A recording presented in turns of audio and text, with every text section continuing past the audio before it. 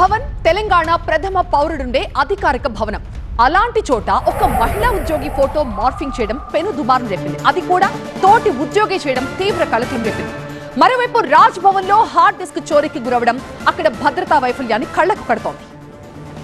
రాజ్ భవన్ లో చోరీ ఘటన టాక్ ఆఫ్ తెలంగాణగా మారింది. హార్డ్ డిస్క్ ఫైళ్లు చోరీ చేశారన్న ప్రచారం జరిగింది. రాజ్ భవన్ అధికారుల ఫిర్యాదుతో రంగంలోకి దిగిన పంజాగుట్ట పోలీసులు అసలు గుట్టు విప్పారు. రాజ్ భవన్ లో ఉద్యోగం చేస్తున్న శ్రీనివాస్ తోటి ఉద్యోగి ఫోటోలు మార్ఫింగ్ చేశాడు. ఆమె దగ్గరికే వెళ్లి మార్ఫింగ్ ఫోటోలను చూపించాడు.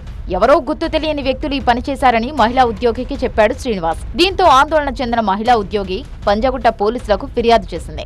కేసు దర్యాప్తు చేసిన పోలీసులు శ్రీనివాస్ ఈ ఫోటోలను మార్ఫింగ్ చేశారని తేల్చారు. ఈ నెల 12న నిందితుడిని అరెస్టు చేసి రిమాండ్కు పంపారు. దీంతో రాజ్భవన్ అధికారులు శ్రీనివాస్ ను సస్పెండ్ చేశారు. జైలుకు వెళ్లిన శ్రీనివాస్ 2 రోజుల తర్వాత బెయిల్ పై విడుదలయ్యాడు. ఈ నెల 14న సెక్యూరిటీ కళ్లుగప్పి రాజ్భవన్ లోకి వెళ్లాడు. తన కంప్యూటర్ లో ఉన్న హార్డ్ డిస్క్ ను చోరీ చేశాడు. ఆ స్థానంలో మరో హార్డ్ డిస్క్ పెట్టాడు. హార్డ్ డిస్క్ ను మార్చినట్టు గుర్తించి పోలీసులకు ఫిర్యాదు చేశారు రాజ్భవన్ అధికారులు. సీసీ కెమెరాలను పరిశీలించిన పోలీసులు ఆ పని చేసింది రాజ్భవన్ మాజీ ఉద్యోగేనని గుర్తించి అతన్ని అరెస్టు చేశారు. అతని దగ్గర నుంచి హార్డ్ డిస్క్ ను స్వాధీనం చేసుకున్నారు. ఆ హార్డ్ డిస్క్ లో మహిళా మార్ఫింగ్ ఫోటోలను గుర్తించిన పోలీసులు శ్రీనివాస్ ను మరోసారి జైలుకు పంపారు. రాజ్భవన్ లో జరిగిన చోరీలో కీలక హార్డ్ డిస్క్ లు ఫైళ్లు మాయమైనట్లు జరిగిన ప్రచారాన్ని పంజాగుట్ట పోలీసులు ఖండించారు. రాజ్భవన్ లో ఎలాంటి డాక్యుమెంట్లు ఫైల్స్ చోరీ కాలేదని క్లారిటీ ఇచ్చారు. మరోవైపు రాజ్భవన్ లో మహిళా ఫోటోల మార్ఫింగ్ వ్యవహారాన్ని మహిళా సంఘాలు ఖండించాయి. రాజ్భవన్ లోనే మహిళలకు భద్రత లేకపోతే ఎలా అని ప్రశ్నించాయి.